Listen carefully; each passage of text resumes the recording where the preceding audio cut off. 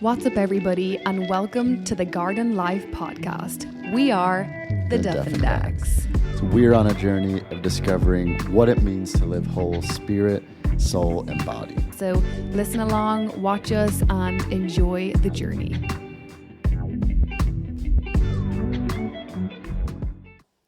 Well, hello, everyone. Hello, everyone. Episode 5. We're so excited for this episode. I actually believe this is going to be our best episode yet. In our eyes, or the viewers' hearts. Both, hopefully. Okay, fantastic. Hopefully both. And hopefully that's just always the case. Hopefully we don't get worse, you know? No, they're always going to get better. Come But on. the reason I'm excited about Let's this have a little one faith. is we're going to start getting into the area of spirit. We've talked about body a lot. We've talked about soul last week. So we're gonna kind of scratch the surface here of spirit, but we want to start with just our stories of basically how we ended up in the same place in California, Yeah. how we navigated our relationship of meeting, getting engaged, getting married within 6 months, was it? So how are we able to navigate that with confidence, all this stuff we're going to discuss. So as you know, pretty much everything we talk about is either to do with spirit, soul, or body. Yep. We haven't really got into the first one. We have touched on it, Mm-hmm. but I am excited. Today we're going to talk a little bit more about spirit, really just scratching the surface with us. But it is the foundation of garden life. Right.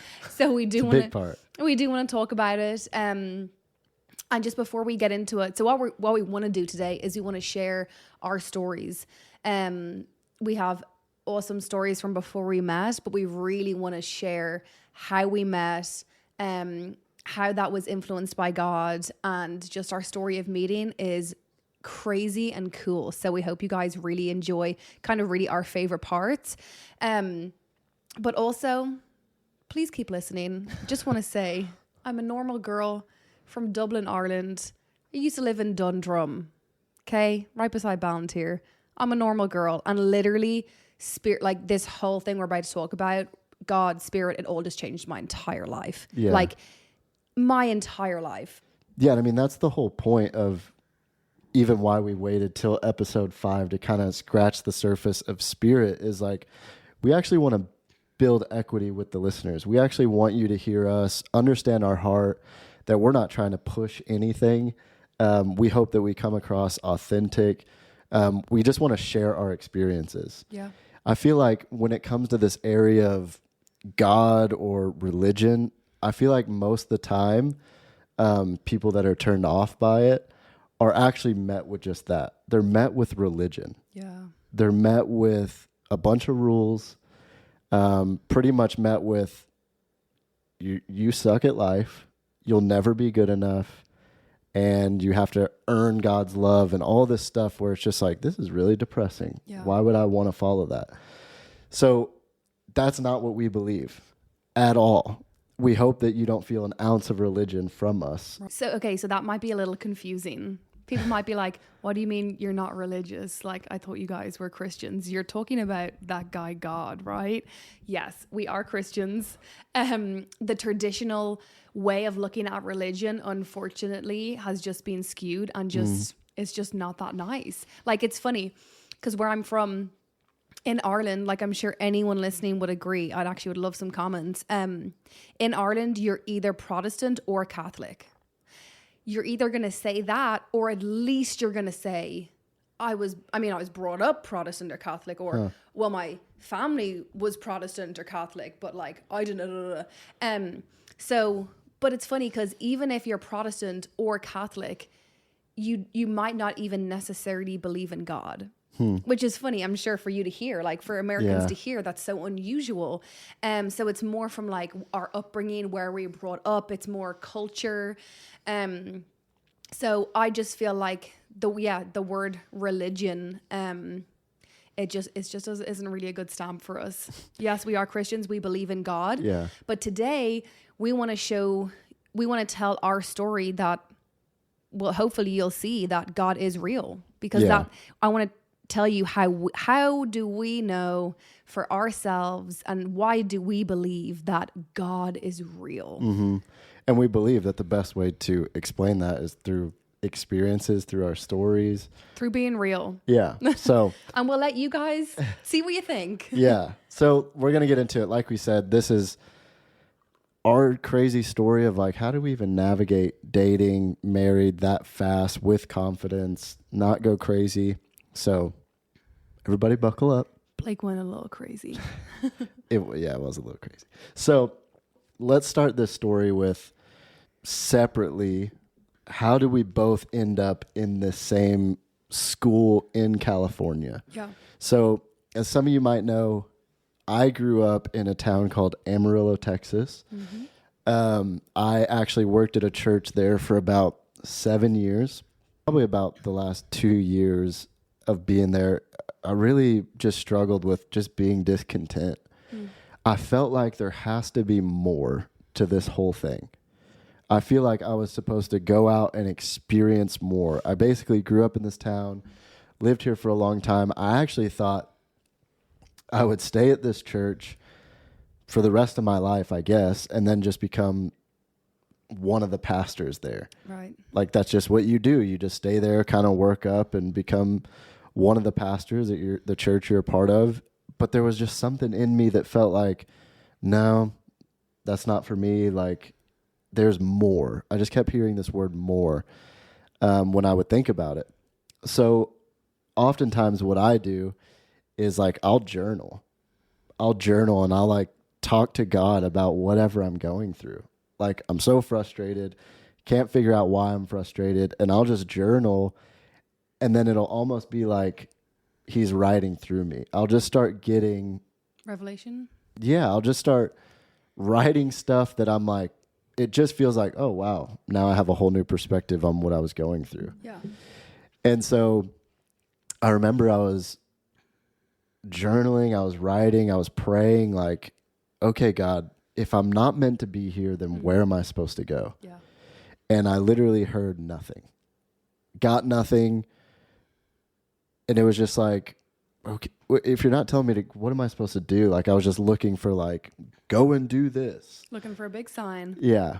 And it just wasn't coming. And so like after about a week of doing that, finally, again, praying, journaling, asking God for direction. And I just wrote this down and it said, you can stay here for the rest of your life and I will bless you. But there's going to be a lid on what I can do. And as soon as I wrote that, it was like just so much peace just came over me of like, first of all, if I never did anything else, if I just stayed there, God was going to stay with me and he was going to bless me. This is what he was saying. But hey, I've heard you and there is so much more for you. So if you'll just trust me, more's coming. That's so crazy that you had the choice. Like, was that comforting or daunting? Well, for me, I grew up in religion of like God tells you what to do and like you have to follow his every rule and all this stuff. So it was almost like I was hoping he would just tell me what to do so I could be like, yes, sir. Right. And then when he comes in and says like, hey, whatever you want to do, I'm with you, was like, man, whatever I choose, he just wants to be with me. But he's like, I've heard you talk about you're wanting more, right, and I can give you that.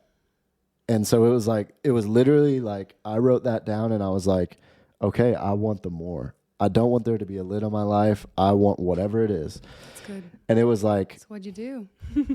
I was like, okay, well, what is that? And I had not even like a few days later, maybe a week later, a friend of mine kind of knew I was navigating this and sent me this school and was like, hey, was just looking at this, just reading about this school, felt like I should send it to you. Could be a good option. And I was like, okay. And as soon as I looked up the school, read about it, I was like, this is exactly what I want. Yeah. Like, I want to know how other people hear God, how they experience him. And it was like, just for some context, in case someone didn't listen to our first episode, yeah, this is a ministry school in Redding, California. This is basically where we met. Yeah. And Just for so context. it was like this school was going to help me meet people. I think like 40% of the school is international. Yeah. Like I've been stuck in the same country town for my whole life. Like the fact that people live a normal life in Ireland, never thought about it. Uncultured. Couldn't think about it. And so it was like, that's how small minded I was. And I was like, I want to know what else is going on in this world. I want to be a part of whatever else is going on in this world. And so as soon as I read about the school, I was like, this is it. Like, I want to be around more people, different cultures, and I just want to learn how other people see life. It's good. So I just said yes and literally applied for the school, got accepted, and I think it was like 4 months later I was there. I think it was even closer. It may have been 3. It was crazy. Anyway, within a couple of months. Yeah. Okay, so my story's a little different, same-ish. Yeah. But kind of picks up from where we left off in episode 1. So I leave Australia. I go home to Ireland. I'm in Ireland for a while. I get plugged into a church called Open Arms Church that is in Leopardstown. Plug. It's an awesome church. So I ended up going home, being part of that, and I'd always listened to Bethel music. So as you know, Bethel is a church in Redding, California. We went to their ministry school, but they have worship music, really, really good music. So I'd always listen to it. And for some reason, when I'd be sitting in church or just going about my week for those couple of months, I just kept feeling Bethel at the tip of my tongue. Like, all I wanted to talk about was Bethel. Like, I messaged everyone that had gone there. I met up with people for coffees in Ireland that had gone to this ministry school. So I decided to walk up to my pastor, and I just said to my pastor, I was like, do you know anything about Bethel? I think I'm going to go.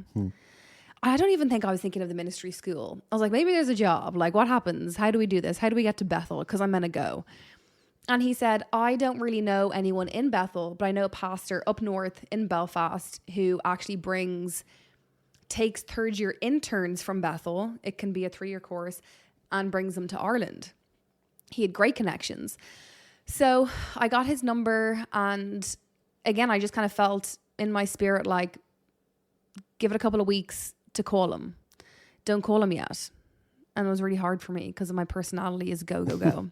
So a couple of weeks later, it's a Monday morning. It feels like the right day. So I give him a call and I say, hey, I think I'm going to go to Bethel. Can you tell me a little bit about that?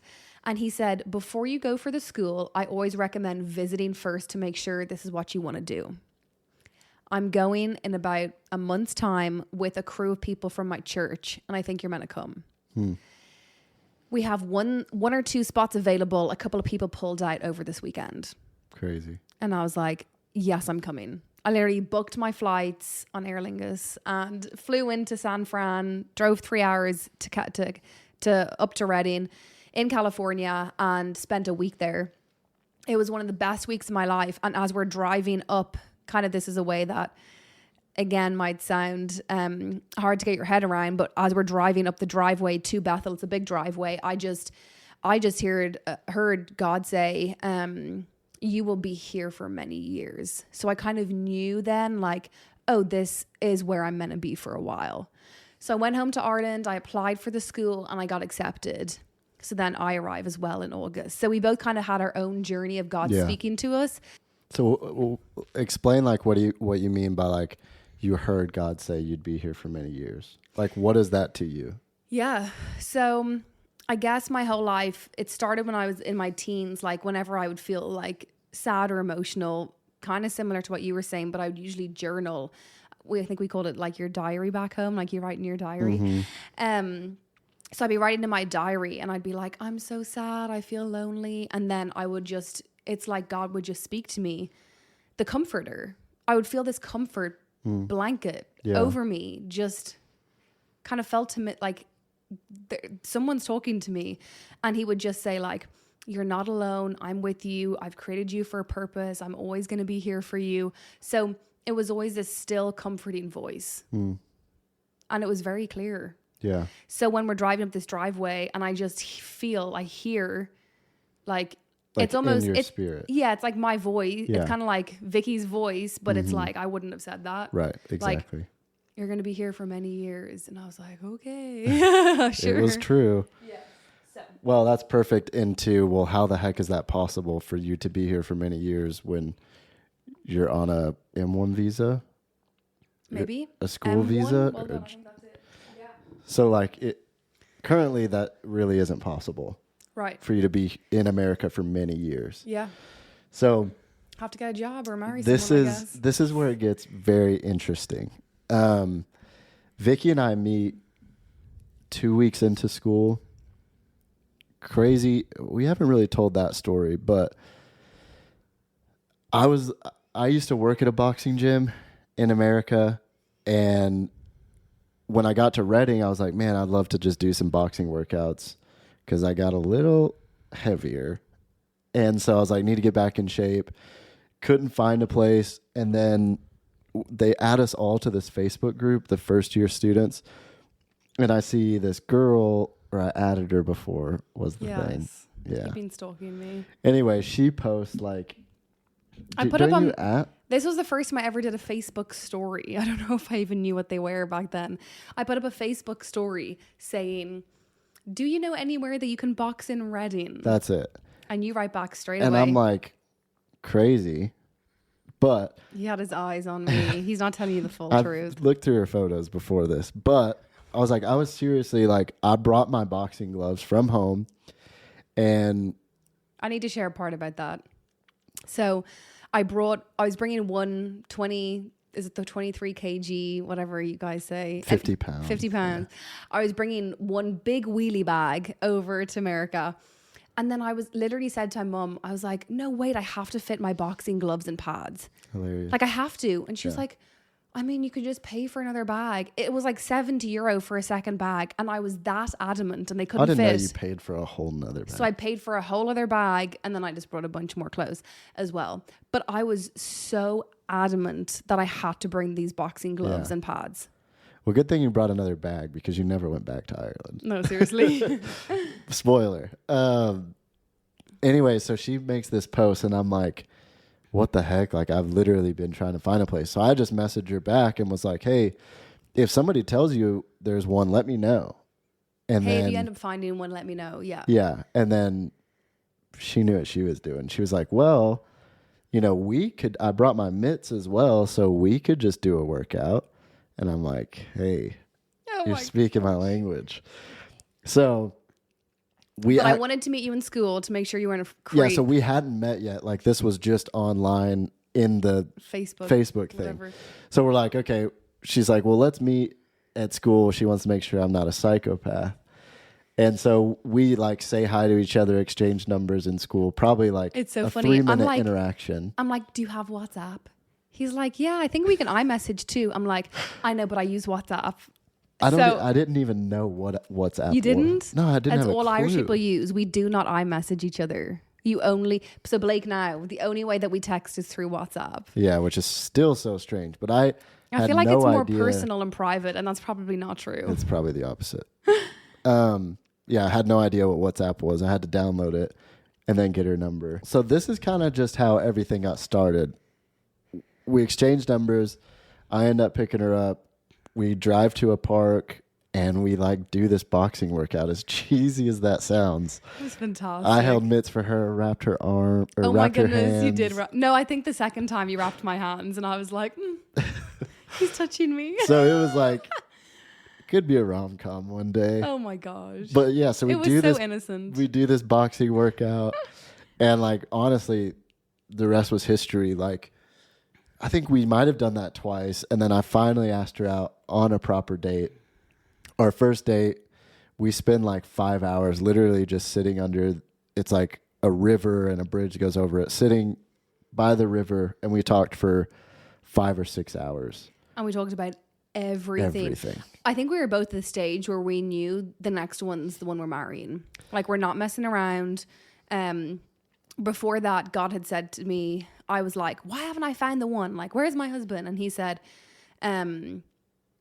he literally said, you pick them all. Let me pick the next one. Like, I knew that there was no messing around. Yeah. You'd been in a serious relationship, so had I, but they did not work. They completely failed. And we just knew the next one's the next one. We're not going to date someone for fun. So we literally decided on the first day to tell each other every single thing about my past. Yes, Irish people, he still married me. And you know I have a wild past.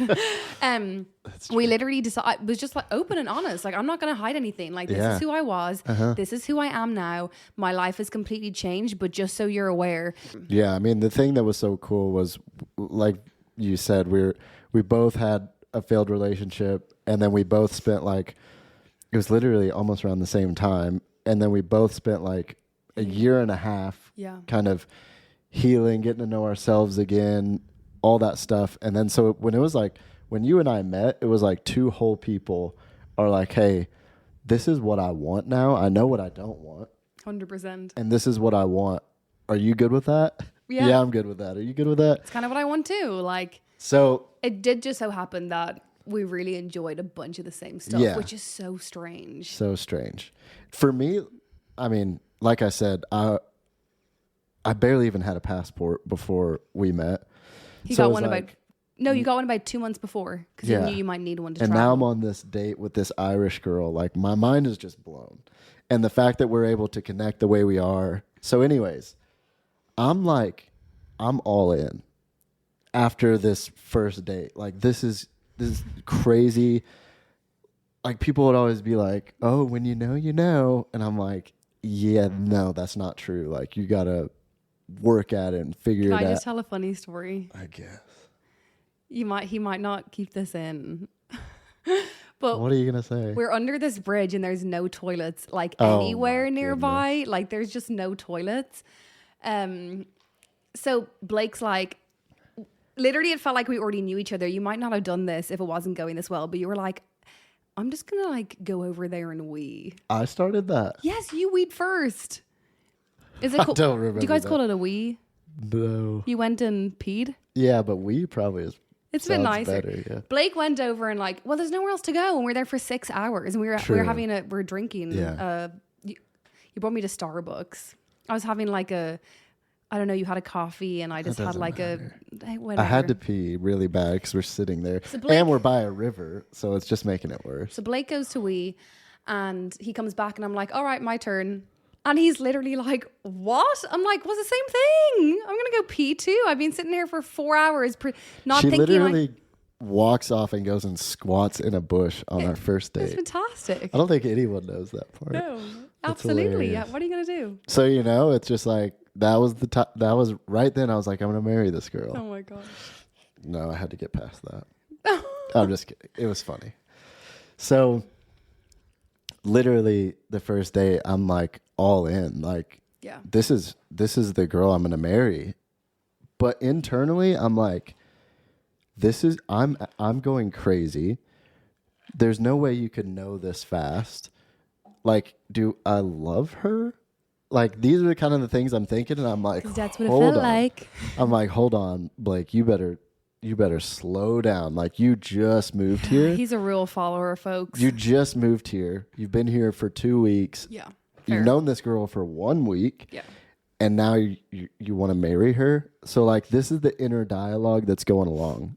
So this all happens the next day. I literally think we said, hey, let's meet up before school, make sure this was real. Yeah. Like, we literally might have said that. I think so we see each other. I think I went to your apartment or came to pick you up. We went straight to school. So here we are, like, walking in together, maybe in love. Suddenly we're kind of like a dating couple in a way, right? So we sit down. You can take over here, but we're in. Yeah, so in school. So we're sitting together in school. Most people are standing up. Vicky and I sit down.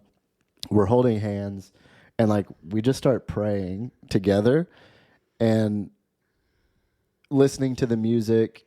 And again, in my head, I'm like, this is crazy that I feel this way. I'm already holding this girl's hand. And literally, I'm just like, God, can you just tell me that I'm not crazy? Like, can you just tell me that this is right? I think you asked for a sign Yeah, that this was real. Yeah, like, can you just show me something that like you're in this? Like, this is okay to feel all these things. As soon as I prayed that, I don't pray that out loud. I'm just saying it to myself. And as soon as I do that, I just get this picture in my imagination of a hand coming down and like stamping our hands together. And when they pull the stamp up, it stamps the word approved on our hands that we were holding together. So I'm like, oh, well, that's kind of cool. And like for reference, like this is kind of how I explain, like this is kind of how God talks to me, is like God wants to use your imagination. And so like I get this picture after I ask, can you give me something? Right. Stamped approved, right? So you turn to me. So I turn to Vicky and she looks at me and she's like, did you get anything? Like, did God say anything to you? Which is like just her nature. And I was like, yeah, did you? And she was like, yeah, like we were holding hands and I just saw this picture of a hand coming down and stamping the word approved.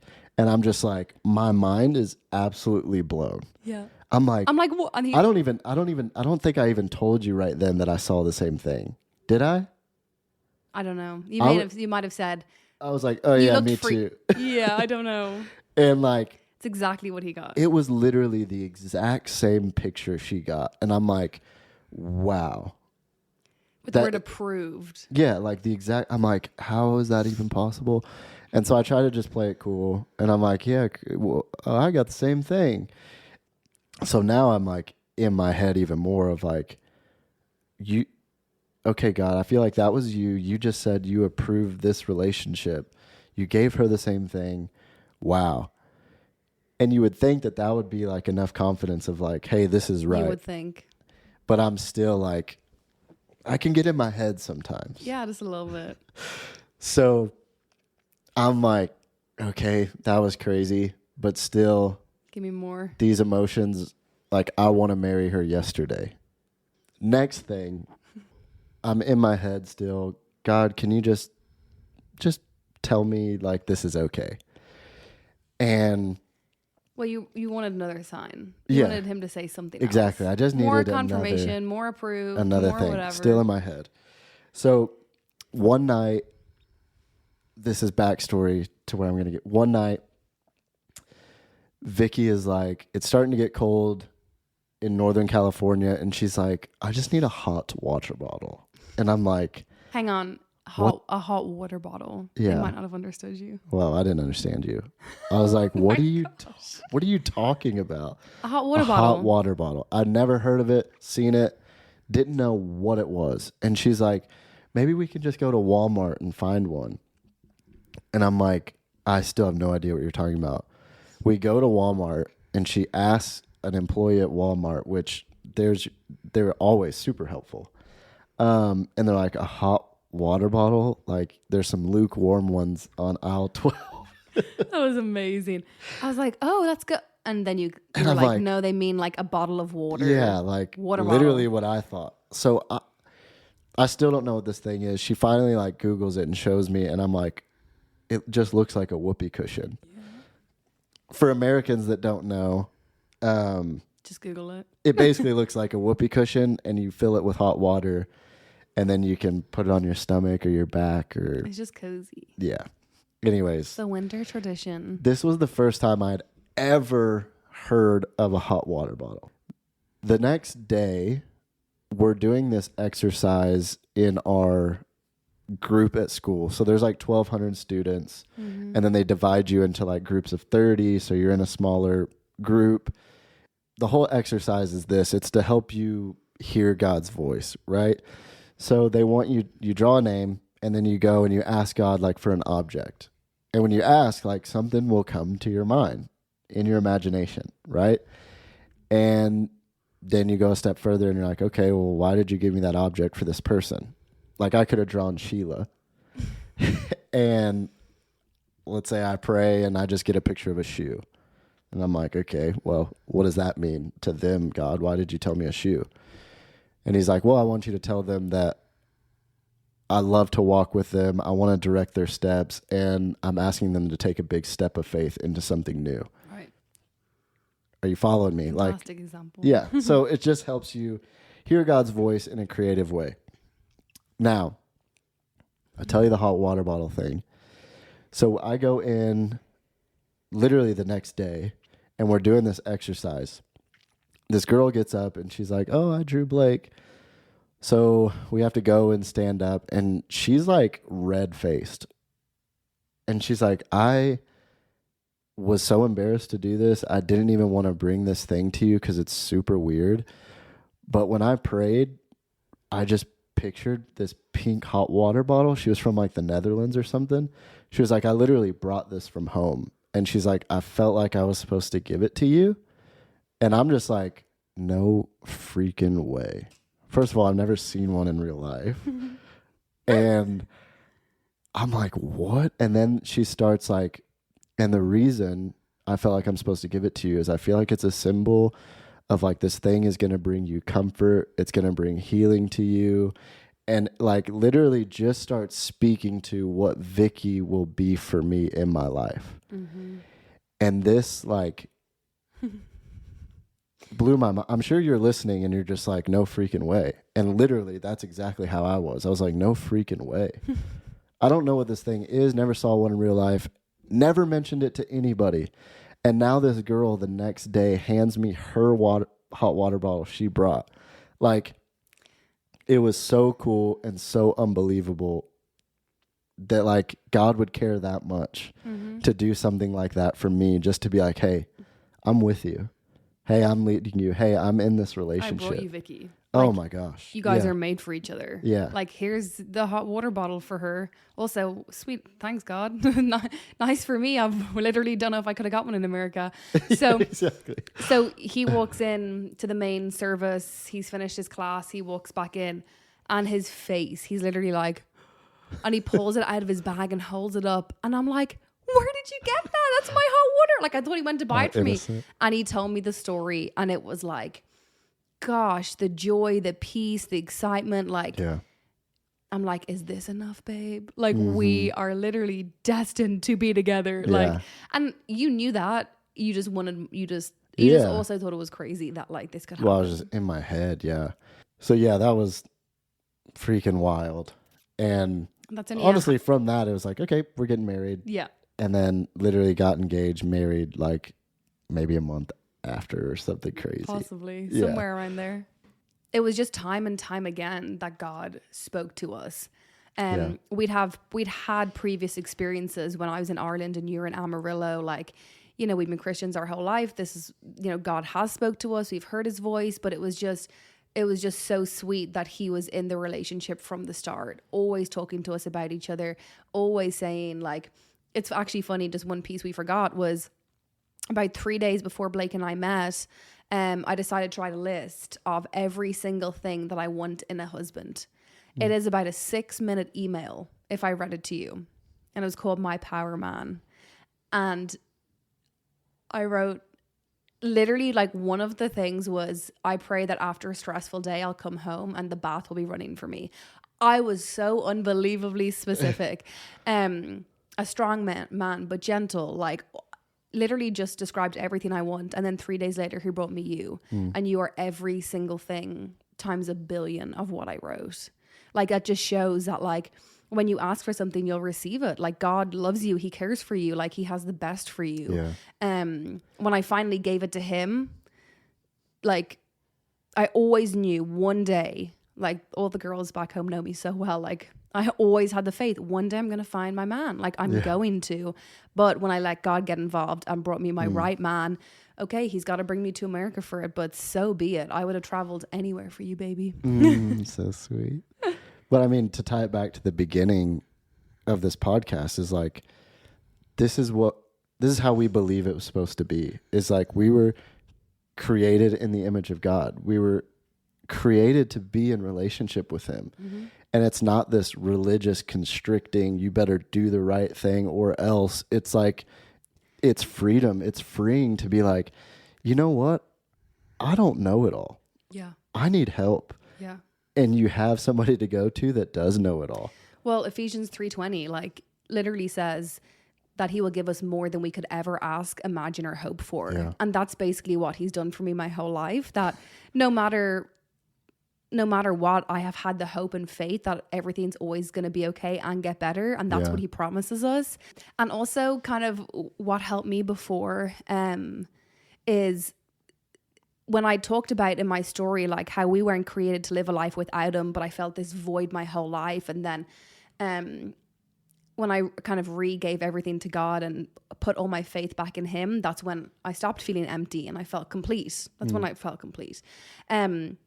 But what helps me is I heard this story before. So if you bought a toy and the toy stopped working, it wouldn't work. It was broken. The lights weren't working. Like you couldn't even open the thing to put the batteries in because you couldn't even find it. Like it's just, there is no way that you're possibly going to be able to fix this. Mm-hmm. There's no instructions either.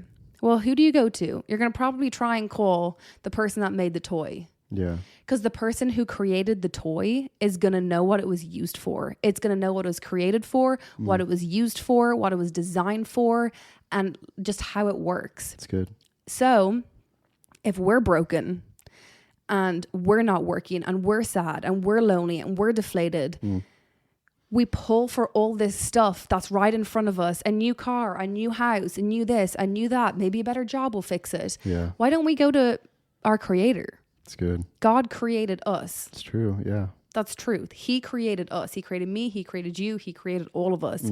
So why don't we go and ask him, hey, if you're real, tell me. Like if someone's listening, like I want everyone to have their own experience. I had to have my own experience, which we didn't even tell in this story, which we'll get to. We can backtrack that far if people want us to, but are you real? Like, I think everyone listening should do that. Are you real? And show me. Yeah. Like, show me you're real. Maybe you believe he created you. Maybe you don't. But I would say a lot of people do. But you still want more. So I would for sure just encourage people to go there today. Like, okay, I like Vicky and Blake. They're not weird. They're not crazy. But they say you're real. So show me too. Yeah. I would really encourage that. Yeah, I think that's perfect. And I would encourage anyone listening to do that without any preconceived thing that you might picture God being or what religion has told you. Like, you can actually just ask him. Yeah. Just like we're talking right now. Yeah. And it can be that casual. And I believe he'll speak back to you. Like, the truth is that this may sound super cheesy, but it's so true that God actually loves you so much. And God actually wants to be involved in every single detail of your life, down to the smallest thing. Like a hot water bottle. Yeah, like literally can use something that simple and funny to speak to our hearts and literally direct the rest of our life. Yeah. Literally, because of that, I was like, So she's the one. Like, nobody could tell me she's not. right. And now that we're married, nobody can tell me she's not. Yeah. Anytime, let's say our marriage is struggling or whatever, like I can always go back to that place of like, no, God, she's my hot water bottle. She's for me. Like it doesn't bring any room for doubt or anything else. Like this is the power of being in relationship with the Creator. Right. It gives you a confidence that nobody can shake. Yeah. Yeah. So if you'll let us, maybe we'll do a part 2 on this, more just talking about identity, purpose. So if he created us, then what are we created for? You know, we've got to really share that, how God is real and how he's been so real for us. But what's next? Here we are, and what's next? So I'm excited for that one too. And also, like, when we started this podcast, we didn't want it to be a one-way.